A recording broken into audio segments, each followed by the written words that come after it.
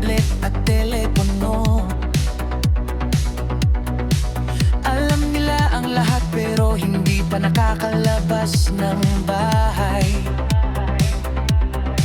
Mga magulang niya bala sa trabaho sa screen. Ngunit yung yakap sa mga anak ay hindi na nila maibigay. Mga balita'y kumakalat sa isang bigla. Mga kwento'y pwede mong baguhin kung gusto.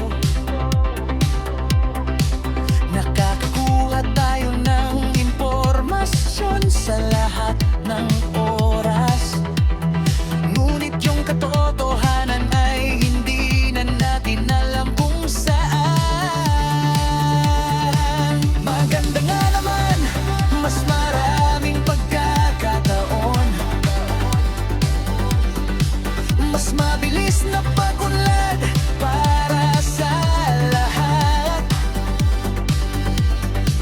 Ngunit masama rin mga tanawin ay nawala na. Mga hayop at halaman ay unti-unti nang namatay. Ito ba yung hinintay nating bagong panahon na lahat ay mabilis pero wala namang saysay? Ito ba yung dinala tayo ng pagbabago na mas maraming koneksyon pero mas maraming lungkot? Saan tayo dinalang ginagabagong panahon? Nakakakita tayo ng liwanag pero mas madilim pa rin. Merong maganda, merong masama. Yung pagbabago hindi lang isang kulay. Saan tayo dinalang ginagabagong panahon?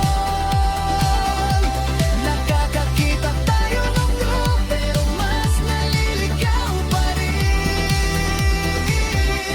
Merong tuwa, merong lungkot. Yung buhay ngayon ay hindi na simple tulad noon.